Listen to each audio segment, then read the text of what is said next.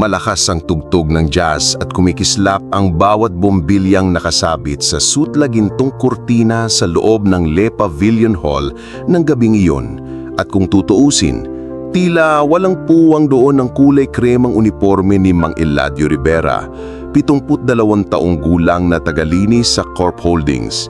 Dahil sa gitna ng mga itim na coat, makintab na dress at pabango ng mga bisita, wari bang tuyong dahong napadpad sa bukirin ng mahamahaling rosas ang kanyang payak na anyo.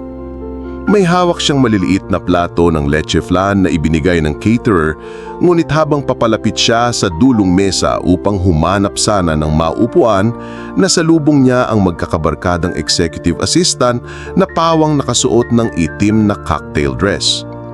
"Tingnan nyo, may naghahanap ng map sa dance floor." Pabulong ngunit sapat na nalakas upang marinig ni Mang Eladio. Sabay tawa ang dalawa, hinawi ang buhok at lumakad palayo. Pinili na lang niyang iusli ang ngiti, yung pamilyar na ngiting ginagamit niya upang tabunan ng kirot tuwing may tumatawag sa kanyang tatang na puno ng pang-aalipusta. Bago tayo magpatuloy sa ating kwento, ikomento sa ibaba kung saan lugar kayo nanonood para malaman ko kung saan umabot ang video ko. Kung baguhan ka pa lang sa channel ko, huwag kalimutang i-like at i-hit ang subscribe button at pindutin ang notification bell para updated ka sa mga episodes ng Inspiring Story School araw-araw. Sige, tuloy natin ang kwento. Habang kumakain siya ng leche flan sa isang sulok, palingalinga siyang nagmamasid sa stage kung saan nakapaskil ang LED na may tatak na Employee Gala, One Team, One Legacy. At sa ibaba ng screen, nakahani ang 10 statuette na animoy kristal na sumasalamin sa bawat sindi ng ilaw. Narinig niyang may nag-uusap sa likod, mga bagitong supervisor. Sino kaya makakakuha ng Pinnacle Award?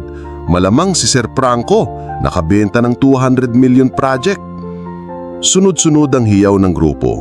Sinapo ni Mang Eladio ang tagiliran ng kanyang pantalon at kinapa ang lumang panyo. Pinagpawisan siya ng malamig sa kabila ng aircon. Ang totoo, kahit isang imbitasyon ay hindi niya dapat natanggap, pero mismong HR head ang nag-insist na lahat ng empleyado ay kailangan nandoon. At dahil walang natitirang magbabantay sa building, sinabihan siyang pagkatapos ng early shift ay pumunta na lang, mag-relax kahit minsan.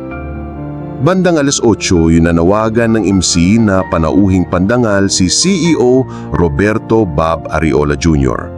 Binitawan ng lahat ng inumin at pumwesto sa gitna. Sa di malamang na dahilan, si Mang Eladio ay halos nasa harap mismo. Nabulabog siya sa biglang flash ng spotlight kaya napaatras siya at muntik ng tumapon ng natitirang syrup ng flan sa sahig. May napansin agad ang dalawa sa HR, si Trisha at Naomi na nagkandaritit upang abutin ng platito, ngunit hindi upang tulungan, kundi upang pigilan ng posibleng mess. "Kuya, baka mamantsahan ng carpet, tagalinis ka naman, alam mo yan." Sabay pisil sa kanyang siko para umatras. Sumunod na lang si Mang Eladio, yumuko at humingi ng paumanhin. Inipon ng sariling hiya at dumiretso sa pinakadulong gilid kung saan halos di na siya matanaw. Nang magsimula ang awarding ng minor citations, pumalakpak si Mang Eladio sa bawat pangalan kahit hindi niya kakilala. Service Excellence Award kay Jameson ng IT, Innovation Award kay Eliza ng R&D, Sales Titan Award kay Franco na pinupusta ng lahat. Sumabog ang palakpakan, inangat ang wine glass at may umuusal pa ng "Yayaman na naman si boss." Napangiti siya sapagkat tuwing naglilinis siya ng 15th floor, nakikita niya si Franco na nag-o-overtime at kumakain lang ng instant noodles, kaya alam niyang may binatbat ang tagumpay na iyon. Sumapit ang segment na Corp Heart Award. Igagawad daw sa isang empleyadong nagpakita ng kahanga-hangang malasakit pero di kalakihan ng ranggo. Tahimik ang mga tao, parang walang makapangalan. Nang bumasa ng MC ng introduksyon, ang taong ito'y tahimik, ngunit walang humpay sa pagliligtas, di lang sa kalinisan, kundi sa kahit buhay ng iba. May nagtaas ng kilay, may nagsupil. Pagkarinig ni Mang Eladio ng katagang 13 taon, nasagip sa sunog, nakaipon sa scholarship, kumirot ang kanyang dibdib, Para bang pamilyar ang salaysay. Humigpit ang kapit niya sa kutsarita. At ngayong gabi, bilang pinakamataas na pagkilala sa isang pusong naglilingkod, we award the Corp Heart to Mr. Eladio Rivera, Janitor, Facilities Department. Nagtatayuan ang ulo niyang tila nabitawan. Bumungad ang naglalakihang mata ng mga kaswal na nakakatawa kanina. 3 segundo nang nakabinging katahimikan. Si Trisha at Naomi biglang pumalakpak. Parehong pilit ang ngiti. Ang barkadang nagbiro, natulala. Si Franco, tuwang-tuwang lumapit sa pasilyo, kumalampag ng palad upang unahing umapir. Nanginginig si Mang Eladio, hindi makagalaw. Hawak pa rin ang platito.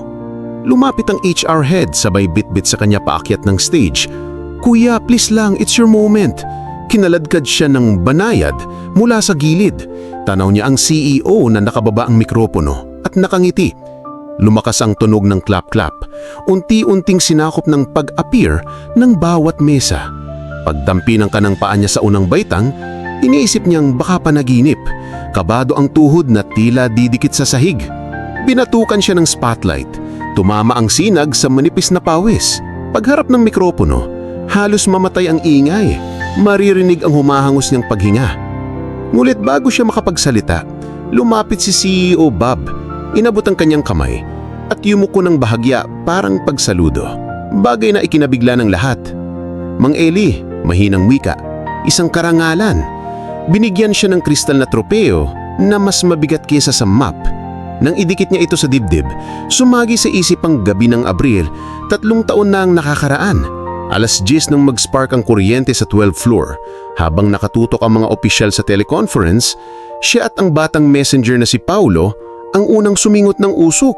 Sa loob ng 5 minuto, tinakpan niya ng basa ang janitor jacket at tinulak palabas ang 20 empleyado. Sa bandang huli, siya hinimatay sa elevator lobby. Bumangon lang nang marinig ang fire out. Halos walang nakaalam, pinili niyang manahimik sapagkat trabaho lang daw iyon. Ngayon, isa-isa nang nilapitan ng mga nagbibirong kanina. Nagmamano, bumubulong ng "Sorry ha, tito." Ang iba may bitbit pang tissue, pinupunasan ang gilid ng mata. Bago bumaba ng entablado, sinenyasan siya ni CEO Bob na huwag munang umalis. Biglang lulabas sa screen ng video montage, CCTV footage ng nasabing sunog. May bilog na pula sa katawan ni Mang Eladio, sari-saring larawan niya habang nagwawalis, nagbibigay ng candy sa guard, nagre-refill ng tubig sa dispenser, at sa huling frame, sulat kamay ng mga scholar na inabot ng kanyang donasyon. Dahil sa nakaraang 5 taon, kalahati ng kanyang Christmas bonus ay inilalagay niya sa barya para sa eskwela box at dumoble pa mula sa sarili niyang ipinaon sa alkansyang lumang garapon ng kape upang makabili ng uniform at sapatos para sa mga anak ng messenger na namatay sa dengue. Sumiklab ang sigawan ng "Speech! Speech!" Iginilid niya ang tropeo, lumapit sa mikropono. At sa boses na paos na malalas ginagamit pang utusan ng ilang pasaway na empleyado, sinabi niyang, "Hindi ko po inaasahang mapunta rito sa harapan. Trabaho lang po ang alam ko. Pero kung totoong parangal ang ibinibigay ninyo, tanggapin niyo rin sana ang paalala ng isang tagawalis. Pag tinuring niyong basura ang maliit na tao, huwag magtakang may araw na malalaglag sa inyo ang kinang ng inyong sapatos. Pero kung yayakapin niyong parang kapamilya, malay ninyo, sila pala ang magliligtas sa inyo sa oras ng apoy." Hiyawan, palakpak, sipol. Si Franco nagtaas ng kamay na may toast. Habang bumababa si Mang Eladio, sinalubong siya ni Trisha at Naomi. Nagkikislot sa hiya. "Sorry po kuya, picture naman tayo." Nginitin niya pinagmasdan saglit. Nakita niyang totoo ang paghingi ng tawad, kaya tinapik ang kanilang balikat at humakbang papunta sa buffet. Wakas mawalan man ng init ang kanin, sumarap ang gabi. Bago natapos ang party, hinila siya ni CEO Bob sa gilid, may iniabot na sobre na kulay asul. "Mang Eli, alam kong magrereklamo ka pero ibinigay ko sa HR ang go signal. Promoted ka ng supervising custodian. May dagdag na tao para hindi ka na magbubuhat ng drum ng kimikal." Nataranta si Mang Eladio, "Sir, sobra-sobra na po to." Ngulit kumindat lang ang CEO. Ang sobra ay kulang pa bilang sukli sa taong bumuo ng kumpanya mula sahig paakyat. Inipit niya ang sobre sa dibdib. Tumingala siya sa kisame kung saan kumikislap ang ilaw na akala niyang kailanman hindi sasayaw para sa kanya.